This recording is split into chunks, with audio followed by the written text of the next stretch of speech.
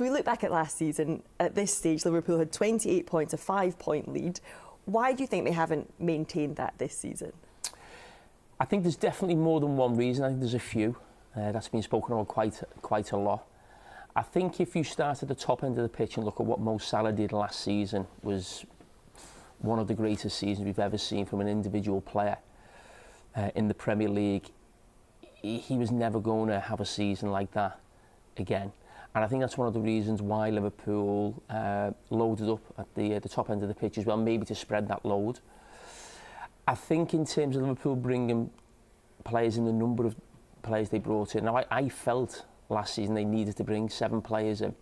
And the reason being, even though they were the champions, there was probably 5 or 6 players in the squad, not so much in the team, but in the squad, who the manager didn't really trust. And he moved those players on and he's replaced them. But when he's replaced those players, a lot of those players become first choice players, not the backup players to the players they replaced. So I think what's happened is a lot of new players have come in at once. They haven't all hit the ground running. And then it's sort of been that sort of, familiarity between the players hasn't quite been there, that consistency as well. And I think with hindsight, looking back, I think the manager might think he maybe not bought too many players, but maybe blooded too many players together at the same time at the start of the season. I'll come back to the transfer business in just a moment, but I wanted to talk about that chat that you had with Sloit, the Friday night football Bournemouth game. You also spoke about this kind of basketball style of play. Have you seen changes since that game? Yeah, I think there has been changes, and I think on the back of Liverpool going back to a little bit more like the team of last season in terms of personnel. There was a lot more control last season. The big thing for me that stood out, what Sloit brought to Liverpool and added onto what Jurgen had the season before, was that bit more control. And I think that was why Liverpool won the league last season, because they were the best attacking team in the league on the back of Mo Salah's season, but also defensively. For the first 3 quarters of the season, they were as good as Arsenal defensively, and then they tailed off a little bit when the league was won.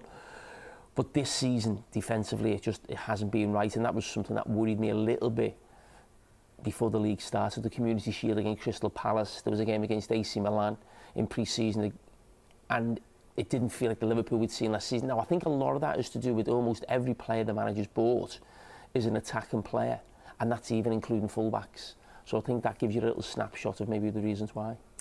And obviously it is still early days in the season. Some people are writing their title hopes off already. Realistically, do you see it that way? Do you think their title hopes are over? And what do you think that gap would need to be come Christmas for them to be in this title race?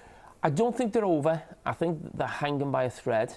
And the reason I say that is that I think Liverpool may still have a little bit more pain between now and January. Because, as I said, there's still new players getting used to each other, getting used to the Premier League as well. But I do think Liverpool will improve a lot in the second half of the season, because I do think the players they bought are top players. I don't look at the players they bought and I'm scratching my head thinking, why have they bought them? I do think they've brought quality in. It's just about getting the right sort of dynamics in the team and the right team to play with each other that suits each other's strengths.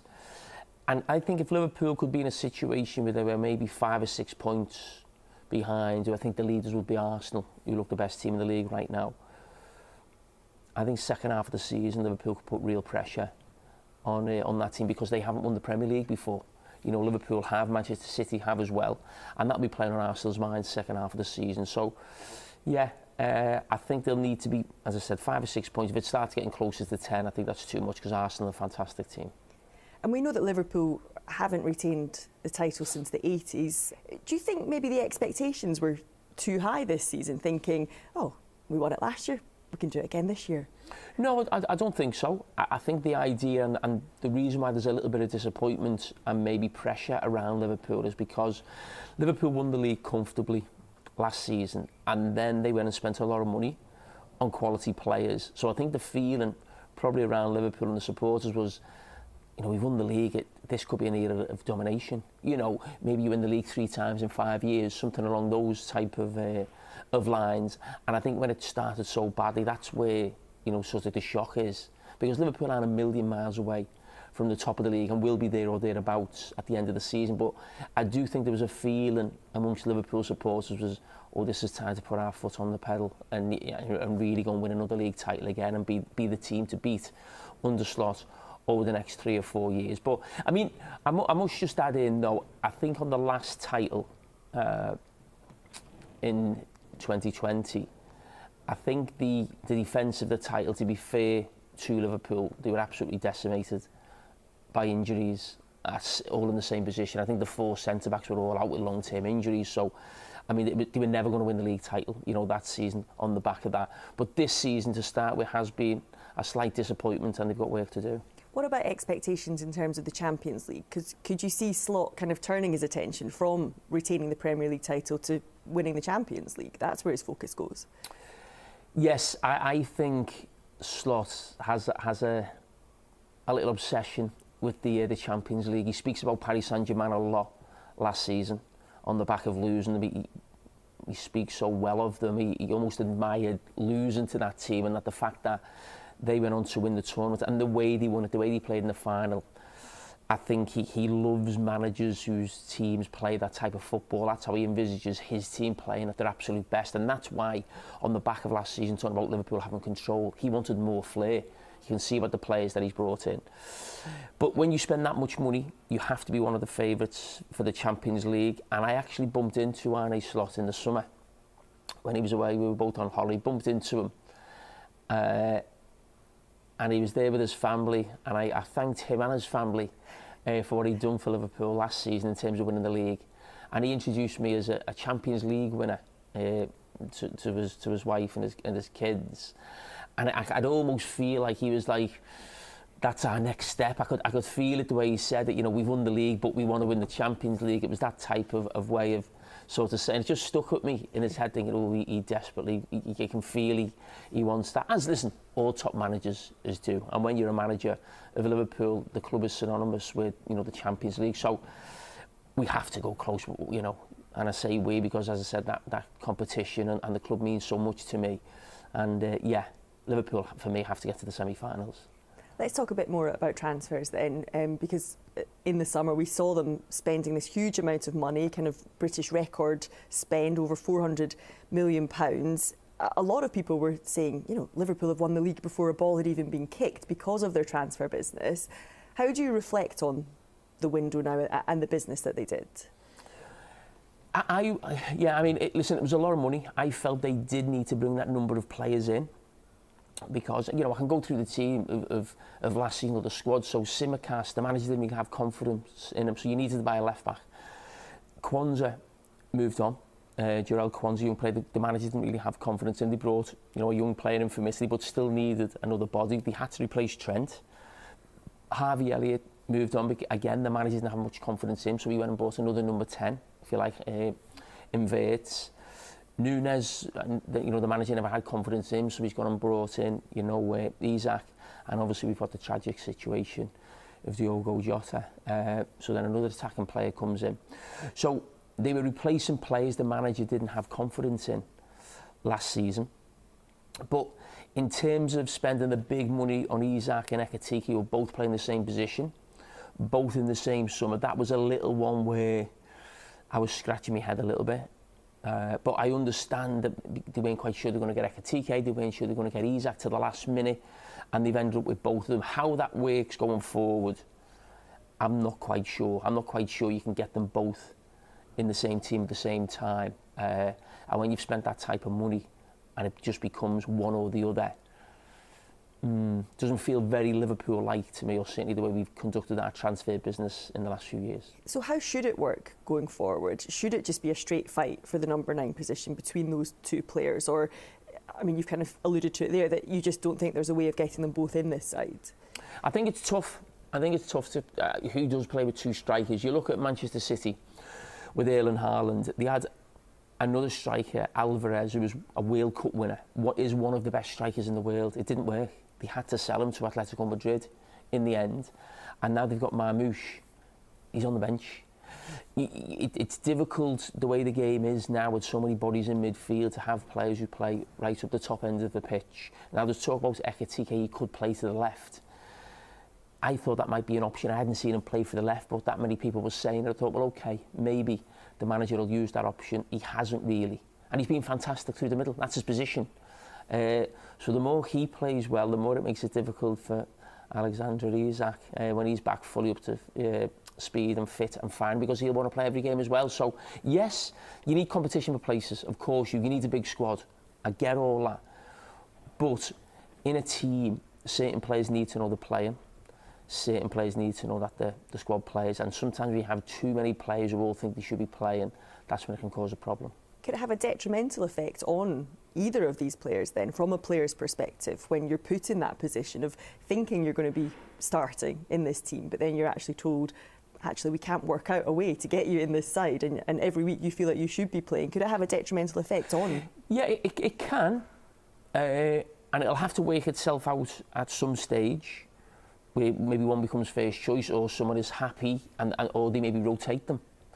But sometimes I feel when you have certain players, and let's say Isak, for instance, who has cost a transfer record, is a fantastic player. Sometimes even when he's playing, it's not great having Ekitike on the bench, because Ekitike is that good a player. You have to bring him on to keep him happy. And Isak's playing a game thinking, if I don't play well in the first hour or score a goal in the first hour, I'm coming off. And that's at the back of his mind. So I'm just really interested to see how Liverpool manage that situation between the two of them going forward. I don't think it's a problem in the next few weeks, but over sort of the next 18 months, who actually becomes Liverpool's first choice striker, and does the other one accept being, a backup to the other one, or play when they're injured, and that type of situation. So, but that's what the manager gets paid a few quid for. Yeah. But it's almost like he's created a bit of an unnecessary problem that they maybe didn't have to deal with, and it could cause Liverpool more harm than good. Do you see it like that? Well, listen, you've got quality players, but I'm not sure you can say that, but it'll definitely give the manager food for thought. I think it's probably a little bit easier if you sign a striker for half the money of Isak, like to leave him on the bench, or he's not as big a name. We know that. And but yeah, listen, Liverpool, they get a lot of plaudits for how they go about things in the transfer market, and rightly so. The record's fantastic. So it'll be interesting how they navigate this one. And compared to the rest of the Premier League, the players they brought in seemed to be this focus on kind of more small technical players. You saw Arsenal kind of recruiting big, strong, athletic players. Do you think Liverpool maybe did go about things the wrong way, and that they maybe should have focused on a different kind of player? I think that's easy to say with hindsight, because it just feels like the league this season has become that type of league where everyone seems obsessed with set pieces and long throws. Arsenal have been fantastic, certainly at set pieces for a long time now, and it does feel like where Arne Slot is pushing the Liverpool team, the game is actually, certainly in the Premier League, is actually going the other way. And I do think that was one of the reasons why Liverpool have been caught out in these early weeks in the season, whether it's just a trend or it's here, for a few seasons. But I think we should never forget set pieces, physicality, strength has always been a big part of the Premier League, and you've always had to have an element of that in your squad. And I do think Liverpool are a little bit short in that area, and that's why I think they will find it tough to win the Premier League this season. What about Florian Wirtz? Because obviously big money signing. Do you see him as a player? Do you have confidence that he will prove his worth as a player that cost over £100 million? I think he's a quality player. I think it's difficult to have 100% confidence. I hear some people come out and say, oh, 100% this will work. I've heard Jurgen Klopp's comments as well, but I think it's difficult to say that. He's never played in England before. He's found it tough to start with. But there's no doubt, when you look at the Real Madrid game, he was fantastic in that game. I just think the idea was for him to maybe play more centrally as part of that midfield three. I'm not quite sure that is right for him right now, especially in the Premier League, where there's always 6, 7, maybe 8 bodies in that area of the pitch every week. And I think maybe just playing to a wide area maybe suit him, maybe a little bit more space there as well, less hustle and bustle. And when you think of some of the players who Manchester City have had over the years, in terms of like a David Silva, Bernardo Silva, even like a Phil Foden, a lot of the time they play wide and then they come central. So I actually think, looking at the makeup of the team, in the last few weeks, and where Florian Wirtz has had his best games, they have been in wide positions, coming then centrally late. So I think that's the best place for him right now. And eventually, you know, the situation in terms of the number 10 position may become vacant, it may be there for him, and he may flourish, but now I think he's better off in those positions for now. People make comparisons to previous players. Is he a bit like a new Philippe Coutinho? Do you see him a bit like that? Yes, he's diminutive, like Philippe Coutinho, who was fantastic for Liverpool, and Philippe Coutinho was exactly what I've just mentioned before. At times he played centrally, at times he played wide, and yeah, as I said, he made a bit of a slow start to his Liverpool career, and then become arguably Liverpool's best player, hence why Barcelona pays so much money for him. But Liverpool, with that type of player, they haven't had that type of player too often, really, in the past. When you think of Liverpool winning the league under Jurgen Klopp, it was a very powerful team. But also, I should add, Philippe Coutinho didn't cost 120 or 115 million, whatever it is, so that price tag will weigh heavy as well. And we speak about this huge amount of money that they spent. Do they need to spend again in January? And if so, where do they need to look in January in terms of more incomings? Yeah, Liverpool need to spend in January. Yeah, they need to buy a centre-back. They should have bought a centre-back in the summer. They didn't, and then the one centre-back they did buy, Leone, a young Italian player, looked fantastic in the games that he played, a couple of Carabao Cup games. Unfortunately got an ACL injury, so we won't see him till next season. So, yeah, I mean, Liverpool are probably one injury away at centre-back from, I mean, really derailing the season, so they have to go to the market in January. What about the manager's contract situation? Because I think it runs until 2027. Lots of people anticipated an extension when they won the title. Is that a situation they need to look at now and get sorted now, or worth waiting? You see no kind of hurry to get a contract extension in place? I'm sure once they get the other side of Christmas, that'll be something they were looking at. I mean, the man won the league. You know, there was a lot of nonsense talk in the early weeks of the season that, you know, his job was on the line, he was under pressure, he had a really poor run, and especially when you're the manager of one of the biggest clubs in the world, fingers will be pointed, but he's really calm, collected under pressure. I actually admired the way he's handled the media and everything that's being thrown at him in those early weeks of the season. Never looked flustered, never looked under pressure, never changed. You know, he gets a lot of criticism for his opinions, like he's having a go at other teams. He's not. I think we've got to work out what this manager is. He's just very honest, and he'll tell you exactly what's happened in the game, good or bad. And people say when he says the opposition play long balls, oh, he can't say that. No, but that did happen in the game. He's telling you what happened in the game. And he did that very early on. I think his third game as a Liverpool manager was away at Old Trafford. And Liverpool went and won there. And he explained after the game what they did to try and win the game. And you come away thinking, oh, should he say that? Should he be so honest? But we're learning what this manager's like. So now Liverpool are in a poor run of form. Again, he's telling you why they're having problems and how the game is. He's Dutch, he's honest, he speaks tactically about the game, and I think it's refreshing. You touched on Mo Salah at the start. How much is his form impacting this Liverpool team right now? Well, it's impacting the Liverpool team, of course, but the Liverpool team have to realise and understand that Mo Salah can't be the Mo Salah of last season every week. That's just not going to happen. There was always going to be a drop-off. He's getting older, and eventually Liverpool will have to cope without Mo Salah, and that's going to come in the next few weeks with the African Cup of Nations. And I'm really interested to see what the manager does when Mo Salah's not there, and is that a real chance to really blood almost an idea of a new team around the new signings who've come in, because it is quite difficult right now to get all your money on the pitch because they all play in similar positions. So he may have a little plan for us in a slot when Mo Salah leaves. And actually, we could be in a situation where if Liverpool find form while Mo Salah is away with this plan that Slot comes up with, where does that leave Mo Salah when he comes back? Could we be in a situation where Salah suddenly isn't the main man?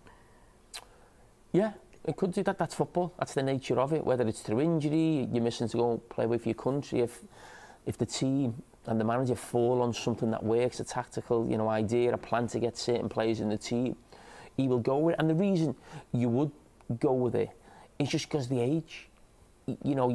You've got to be thinking of the future as well. Mo Salah's the here and now, still the best goal scorer at the club. But when you've brought in Wirtz, Ekitike, Isak, you've got to try and make that work, and they're the ones who've got years in front of them and are go on and take this Liverpool team to, you know, greater heights in the future. So, yeah, that will come into it, but Mo Salah's still Liverpool's best team. There's absolutely no doubt about that. I've said before, though, I think in certain away games, it may be beneficial for the team if maybe he comes off the bench the last 20 minutes, so he doesn't have to start every game. And it'll be interesting where Liverpool are after the AFCON.